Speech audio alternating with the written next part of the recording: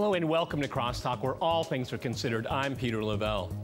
For many, particularly his critics, the Trump administration is nothing less than chaos on steroids. For some who know the president, this is merely business as usual for him.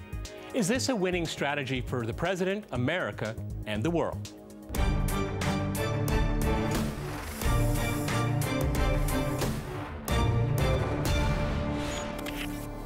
Cross-talking the Trump presidency, I'm joined by my guest, James Jatras in Washington. He is a former advisor to the U.S. Senate Republican leadership. In Williamsburg, we have Andrew Langer. He is president of the Institute of Liberty, as well as host of the Langercast on Realm Network. And in London, we cross to Inderjeet Parmar. He is a professor of international politics at City University in London. All right, gentlemen, crosstalk rules in effect. That means you can jump in anytime you want, and I always appreciate it. Jim, let me go to you first in Washington.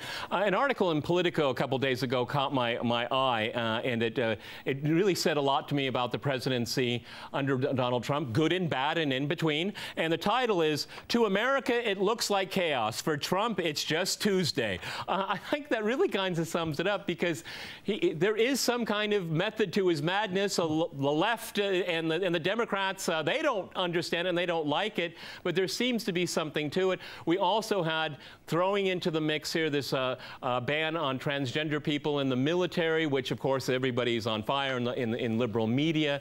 How intentional is this on his part? Because a lot of people would say it's irrational and it's chaotic, but then there'll be a lot of his supporters say he's just being himself, and that's what we elected. Go ahead, James. I think part of it is intentional. He announced this thing about the transgenders very soon after the Congress passed this draconian bill about Russia sanctions, which I think we can talk about in more detail. But on this transgender thing, I think he is trolling. I mean, I think he is baiting them. You know, after all, who can forget that classic film, you know, trannies on in Iwo Jima, or the fighting trannies of Iwo Jima, or feather boas on Omaha Beach. I mean, it's this idea of this sexual revolution that has to be institutionalized in American society, and it's not just in the military. It's, you know, little kids being pumped full of drugs to change their gender identification when they're still minors. I mean, there's a kind of a craziness in American society that I think Trump is baiting when he does something like this. Not only does he take the attention off of this ongoing campaign against him, Russia, Russia, Russia, but I think he throws into relief for, let's say, the core of the American people, the people in flyover country, his constituency, just how out of touch with reality his critics are.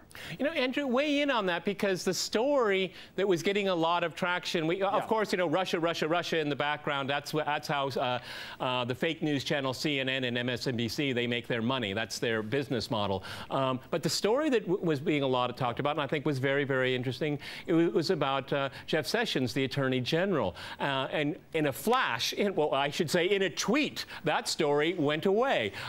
Again, Jim said, trolling. Is Trump trolling the media because he wants to control the narrative? He wants to control what's in the storylines for the major broadcasters and newspapers? Yeah, I don't necessarily see it as trolling. I do see it as entirely intentional. And yes, it did take the Jeff Sessions story off the front page, but I thought that this was all directed at sort of getting people's attention focused away from the failure of the Obamacare repeal measures in the Senate and sort of the gelded nature of the Trump legislative agenda there. The reality is, yes, the president knows that he can reset the agenda anytime he tweets out something, and something that's very controversial. My sources are telling me that this transgender ban issue was at work for some time, several weeks to at least a month, that sort of inside DOD channels there was chatter that this was coming down the pipeline, and that it was just a matter of picking the right moment to make it known.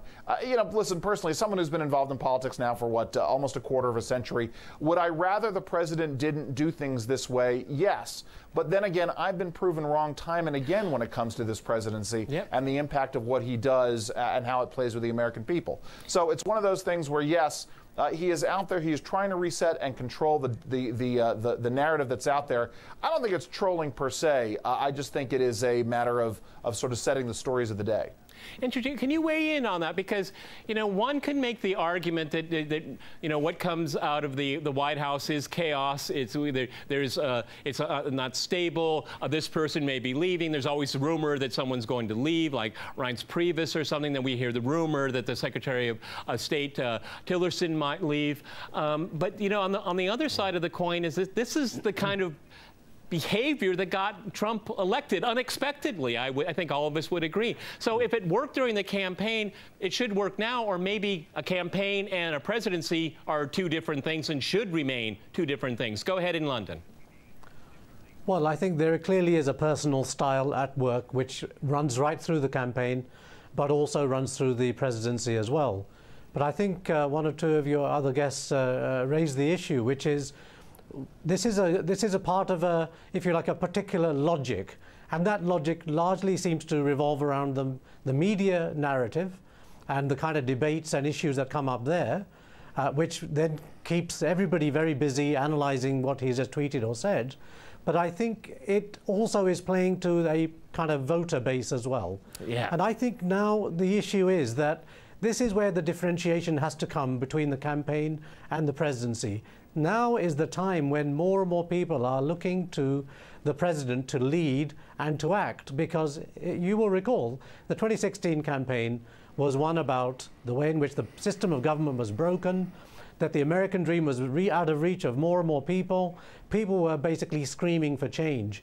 And quite frankly now, I think there are more secular Trump supporters who are beginning to question whether this president is actually capable of achieving anything. So Trump can set a particular kind of narrative, but unfortunately he seems to be playing the game which was the one that he criticized during his campaign, which got him into the White House. It may not work too much longer for large parts of his support base. Peter, if I can just jump in here real quick. Go ahead. Jump in. Go ahead. Peter, if I could, because there's an ancillary impact to all of this, which is to say that as the president does these things and as he sort of antagonizes some of the folks up on Capitol Hill, there's a real fundamental issue here in terms of the Trump agenda, which is, and the White House just released a report yesterday about nominees being slow-walked in the Senate. If you alienate the legislative branch and the legislative branch retaliates by not approving your nominees, it becomes very difficult to implement the Trump executive branch agenda then. It's part of the reason why the Obamacare vote failed was because there wasn't a decent team pressing the issue in legislative affairs from the Department of Health and Human Services. But all of these other agenda items the president has, which would by virtue of precedent and the way the government works, go through the executive branch, they're all at risk if these nominees don't get approved. Okay. James, let me go back to you in Washington. I think it's really interesting here is that the left has always, or at least in the last 30 years or so, used the identity politics card to keep in power. And you know what? Just in what we just heard from Inderjeet and Andrew, Trump, some of his worst enemies are the Republican Party. Unfortunately, that's true for this president here. And so I think it's really quite interesting is how Trump has flipped this identity politics card to his own advantage, because, all the liberals in Hollywood and all the liberals in New York and Washington are up in arms about this transgender thing, but the flyover states probably aren't. And he's speaking to his base, and he's using his instrument of communication, Twitter. I think this is a very calculated move. And again, he wins on so many different counts here. Of course, he's not going to make people in Hollywood and New York and Washington love him. They never will love him, so why should he care what they think? Go ahead. I think you're exactly right. I'm actually a fan of his Twitter. He's giving great speeches around the country like he did during the campaign. But, at some point people say, well, that's a great speech. Hey, this guy ought to be president. Oh, wait a minute. He is. And I would turn Andrew's comment around. I don't think his style or his tweets are what's antagonizing the Republicans on Capitol Hill. The fact of the matter is a large chunk of the Republican Party didn't want him. They agree more with the Democrats than they do with Trump's populist agenda, whether it's on foreign policy, trade, immigration, and a number of other things. They're slow walking this because A, they're incompetent, and B, they don't like Trump very much, not because they're offended by his tweets. They don't like his constituency. And the proof of that is that while they're slow walking his nominees, while they're not getting Obamacare repealed, they're not getting tax reform done, they're not doing anything they're supposed to do, they find plenty of time to join hands with the Democrats who are engineering a soft coup against Trump to pass this Russia sanctions bill that guarantees for a generation a new Cold War and strips the president of his fundamental power to make America's foreign policy. Well, let me go back to you in London. I mean, it is very interesting here is that with the new Russian sanction bill, it handcuffs him. If he signs it, he's going to be basically signing, he'll be putting himself in a little jail cell, at least on the issue of Russia, because he has to get permission from congressional committees to make some changes. That is really unprecedented that the executive that controls foreign policy would surrender those powers to the Congress. Go ahead in London. Well, I think that's an important point, but I think we have to bear in mind that although President Trump and candidate Trump's words and some speeches and rhetoric were about resetting relations with Russia and becoming more kind of maybe warmer or whatever, the key issue is that since his election, NATO has continued to deploy forces into the Baltic states. Thank you. It has continued effectively to pursue a policy which actually is actually much more anti-Russian and continues with the past. And Nikki Haley, UN ambassador, has kept on about sanctions. No sanctions have been changed or removed. And so what I would say is this is actually, I'm not sure that he's put in a prison cell. I think he's been pretty much applying the sanctions already. This just suggests that the Congress wants to tie him up a little bit in case there should be any room for maneuver. So I'm not sure he goes much against what he's already been doing.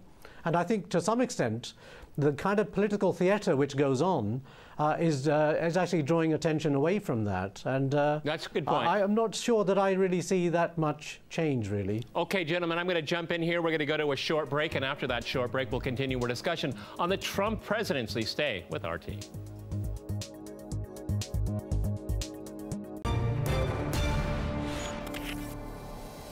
Welcome back to CrossTalk, where all things are considered. I'm Peter LaBelle. To remind you, we're discussing the Trump presidency.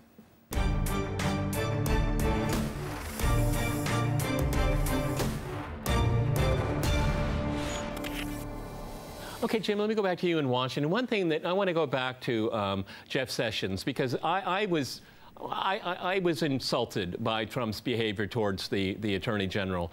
And it seems to me that Jeff Sessions was a Trumpist before Trump knew he was a Trumpist, okay?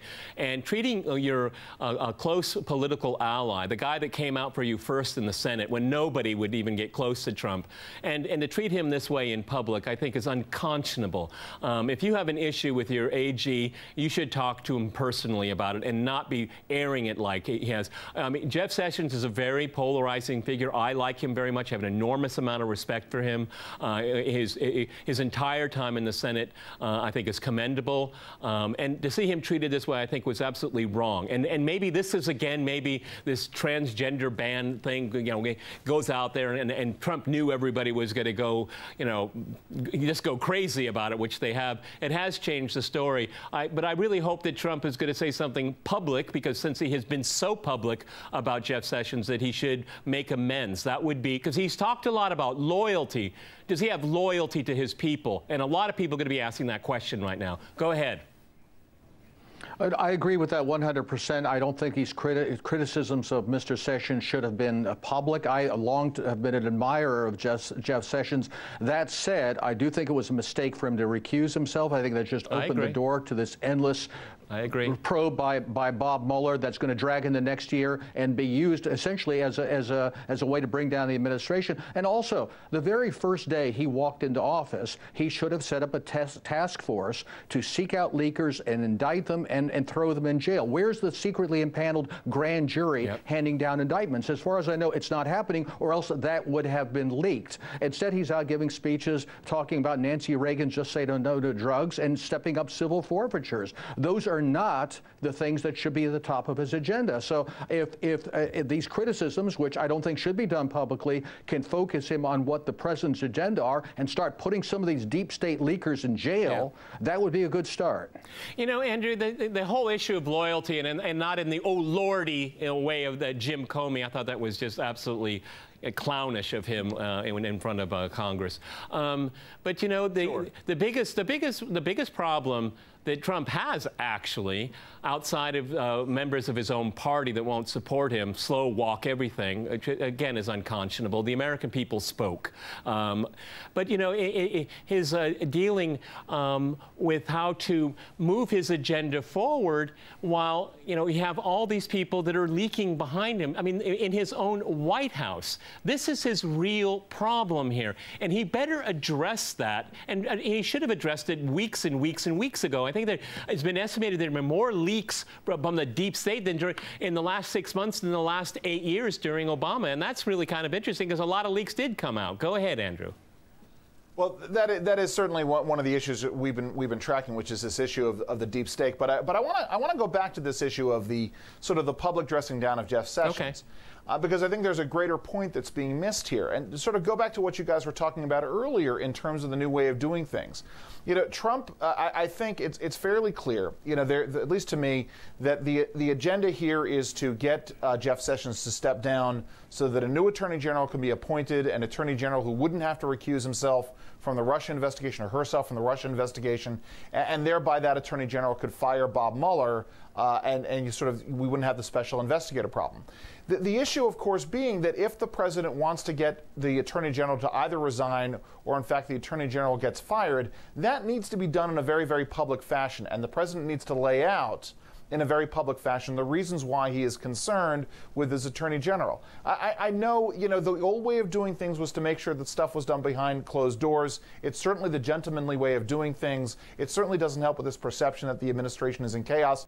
And it certainly doesn't help if you want to make sure that your other cabinet officials are you know, staying in line or working with you. But on the other hand, the upside is making sure that there is a very open and transparent record of the president's dissatisfaction with the attorney general. Yeah. So that's Andrew, at least the way I've been. Go ahead. Let me jump in, Peter. Go ahead, jump in. Yeah, Andrew. Yeah, I understand that. I don't think it's the gentlemanly thing to do. I can understand maybe he wants Mr. Sessions to go, but I don't see how he gets a new attorney general past the Senate that is not going to be able to recuse himself and is going to be able to fire Mueller. He'll have to swear on a stack of bishops during his confirmation process that he won't do that. And he'll have a worse situation than he has with Sessions right now. Okay, Inderjeet, let me go to you in London. James just said what I was about to say to you. I mean, first of all, the next attorney general, everyone's going to assume that he's going to have to fire the special counsel. That's going to be electric. Okay.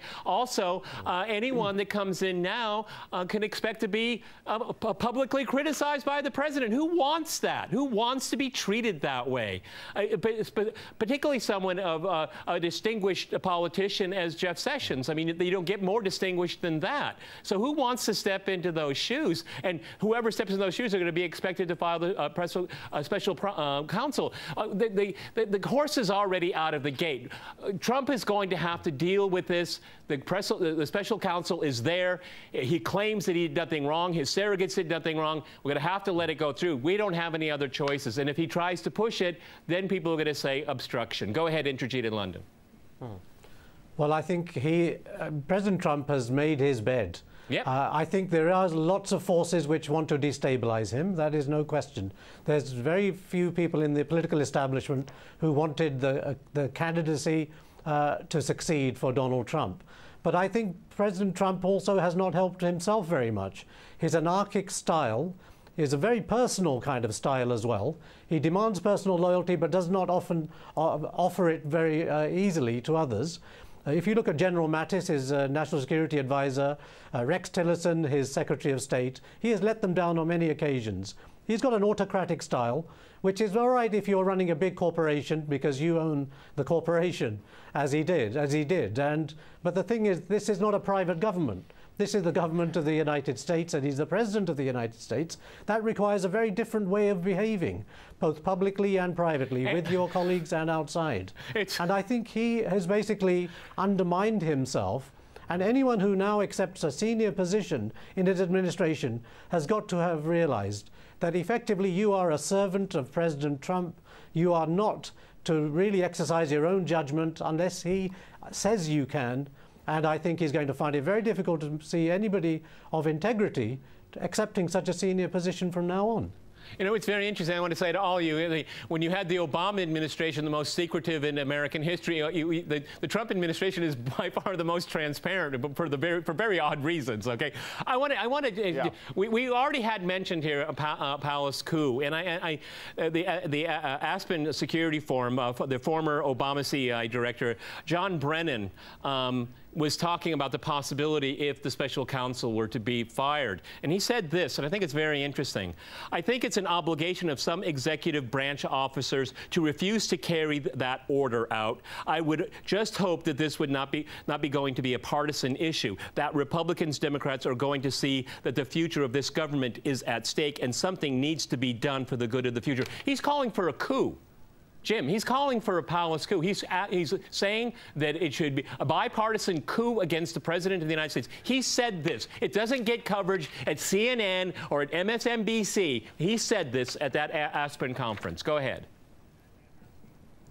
That's absolutely correct. And this is where I would disagree with our colleague in London. You know, John McCain on the floor of the Senate the other day said, we are not the president's servants. We are a co-equal branch of government. That's absolutely true. But constitutionally, the executive branch consists of one man. That constitutionally, the executive inferior officers, as the Constitution calls them, are servants of the president, not to him personally, not to Donald Trump personally, but to the president and to his policy direction. For them to actively seek to undermine his policy direction is unacceptable under any circumstances. I think part of the problem is that, at least on foreign policy, some of the people he has appointed in national security and so forth are people who do not agree with anything he said during the campaign, and I think he does find himself somewhat boxed in by people that he has himself put in place. You know, but you know, again, going back to Jeff Sessions here, I mean, I agree with what Jim just said there. I mean, he's appointed people that are not on the same page with him, but the only guy that really was on the same page with him was his Attorney General. Again, you know, I am flabbergasted by this, okay?